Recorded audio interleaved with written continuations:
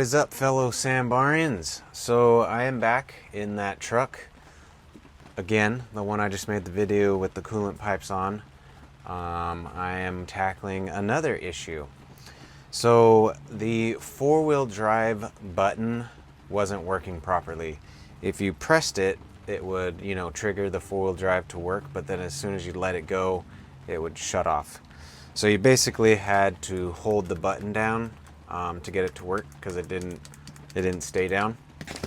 So I was asked to fix said four-wheel drive button. So I sell the entire shift knob. So it's the shift knob with the button. Everything's good. And I thought I would just make a video on how to install it because I've seen this come up before and people are extremely confused. Some people, not everybody, some people are very confused as to how to install this shift knob. And so I'm going to show how easy it is and not confusing. So I kind of already started, but I was like halfway through and I'm like, I'm just going to make a video just to kind of help you guys out since I see this question get asked a bunch. So basically all you're going to need is the shift knob, which I have these in my store, or you can get them in Japan, of course. You're going to need a hammer. You're going to need a punch. It's nice to have a good punch set.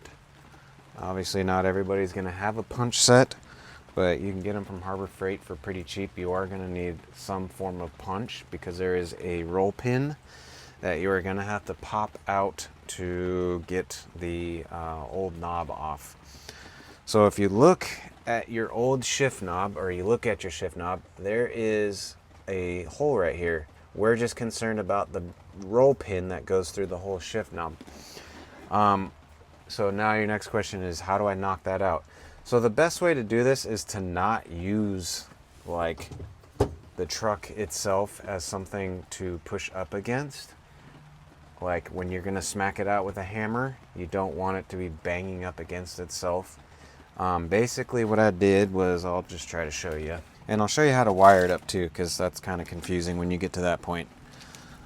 There's 3 wires on the old one and 2 wires on the new one, and actually there's 2 wires on both, but for some reason there's 3 wires that run to the switch. I'm not entirely sure why there's 3 wires, because you only use 2 of those wires. Okay, trying not to get mud on the floor in here because it's raining. But let's move you guys up here. Magnet tripod for the win, am I right? Okay, so essentially your old, so just pretend it's all together, boot and everything. This thing is sitting on the shifter like such. Basically what I do is you take your punch, set it on the one side, and then I use my leg. I got some meaty legs. Actually, I got little chicken legs, but I just smack it against my leg like this. Use your leg as a backing. I've heard other guys have used 2x4s or something. You just don't want to be smacking it like this, against the truck or something. That's not good. So like I said, I used my leg and just tap it out. Sometimes they're really stuck, so you're gonna have to give it a few good smacks to get it out. I've seen guys say they're flanged on one end. They're literally just a solid roll pin, nothing crazy. It's just a roll pin. Just pop it out. It might be in there pretty good, so you got to give it a few good smacks, but just pop it out. Don't panic. I mean, it's some people make it a lot harder than it needs to be, but just pop it out. Okay, so after you popped out your roll pin, obviously this wire runs through the boot and it's like this. So you take your boot off, which has got like plastic clips on the bottom. So just kind of pull up carefully from the edges, not on the rubber boot itself, but from the frame. Pop it off out of your like center console. So there's 2 Phillips head screws on either side. There's one there, and then there's one, I don't know if you can see that, but there's one there. You get the idea. There's Phillips head screws on either side. So you will take the Phillips head screws out, which will allow you to make this thing go up and down like such. So you pop it all apart. There's a zip tie on the one side, so you'll snip the zip tie on the driver's side, which then will allow you to take the wiring and pull it out to the other side and unclip it. It's real, I mean, that's not rocket science. We're just unclipping stuff. So here's the fun part. You will notice this one has 2 wires, and if you pull your old knob off, which is funny, there's actually 3 wires on it. We don't care about that. The new knob only has 2 wires, so I don't know if that's something they got rid of at some point. But anyways, you have a white wire with a green stripe and a black wire with a white stripe. Basically, you want to take your black wire and hook it to the black wire, and your white wire and hook it to the white wire. So basically what we need to do is we need to depin this connector, and we'll use a pick to depin it because we need to reuse this connector. The new connector is only a 2-wire connector, so it won't hook up unless you want to splice them together, but I would rather use the connector. So I'm going to get a pick and we'll depin this one, so then we can reuse this connector to the factory connector here with our new shift knobs. Okay, so I got a pick. We're going to carefully depin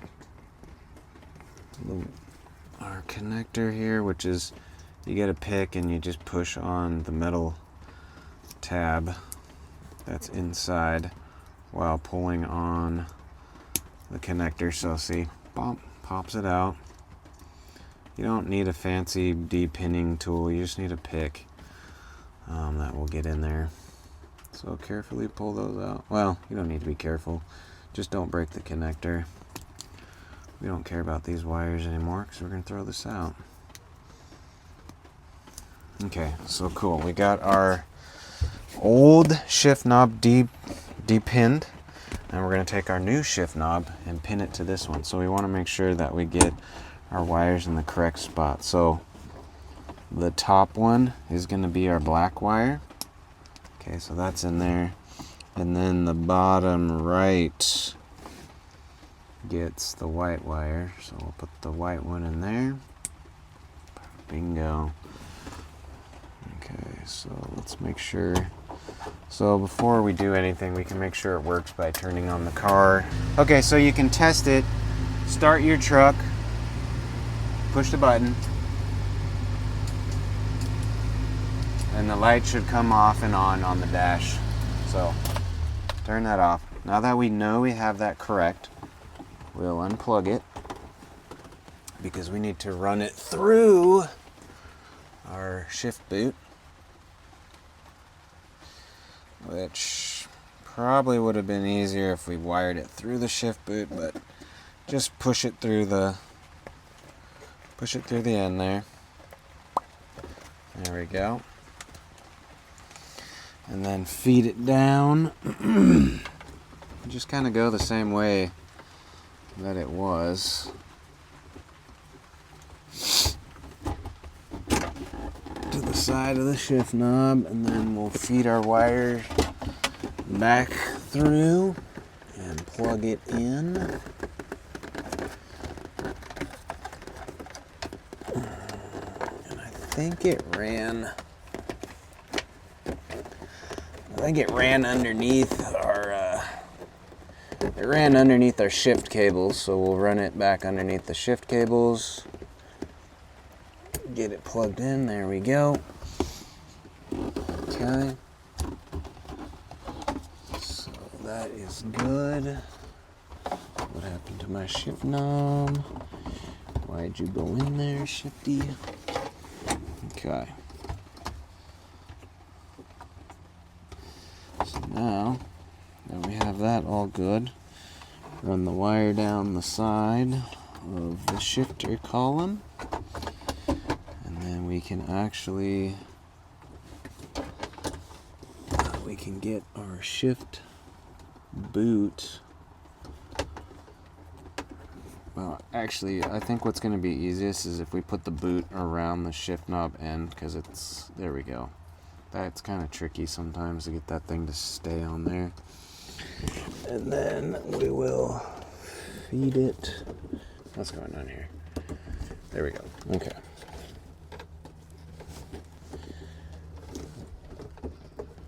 Perfect. So then we'll put our shift boot, snap it back down into place. Bingo. Okay, so our shift knob is on, which, man, that looks so good. What we need to do now is put the roll pin back in. So let's put this stuff out of the way. Don't stab anything with your pick. And we're going to do the same thing we did before with our leg. I need to find where the roll pin. Actually, we'll use the pick to find the hole. I can't really see. There we go.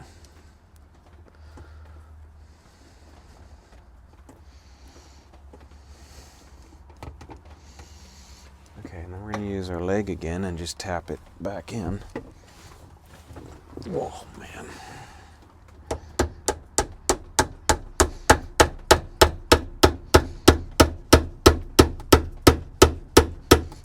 It's kind of like the reflex, the thing the doctors do for the reflex on your leg. Makes it jiggle.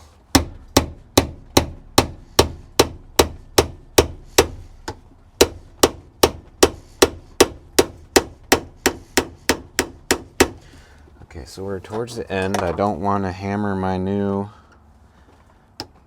shift knob, so I'm going to use my punch to get it in. And we'll just get it flush.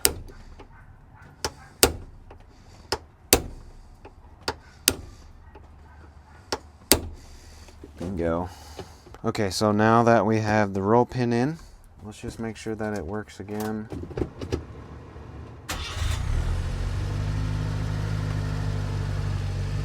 This light should come on. There we go. So now it stays on as it should. Okay. So easy. Doesn't need to be as difficult as some people make it out to be. I do just need to put the 2 Phillips head screws back in the center little center console. But that is how you put a brand new shift knob in your Sambar. So if you notice on your Sambar, I ripped this one out, but you'll either have a rubber sealed button like this one. So it's either sealed or it's a plastic hard button that isn't sealed. And the problem with those plastic hard buttons is stuff will actually fall into the sides of the button, and then it will clog up the button and make it stop working, essentially. So Subaru actually came out with like a little shift knob. It's kind of like a rubber condom that slides over the shift knob. I actually do have those if you want to like maintain your old shift knob with that like cover, so it keeps stuff from getting inside. But at some point later on, they did change to a sealed button so nothing can fall inside. But yeah, that's how you change your shift knob. Hopefully that was easy. It should be very easy. It's very simple. It's just some people get confused with the wires and stuff, but you saw white to white, black to black, bingo. Cool. Thanks for watching, guys. I appreciate it. It's late. I'm tired. I want to go inside. But if you need that shift knob or any other parts, be sure to check out okgarage.com. I've got all that stuff, or you can get it in Japan from Subaru still. They are not discontinued as of yet, but that's only a matter of time, unfortunately. But yeah, cool. Thanks for watching, guys. I really appreciate it. I will see you all on the next one.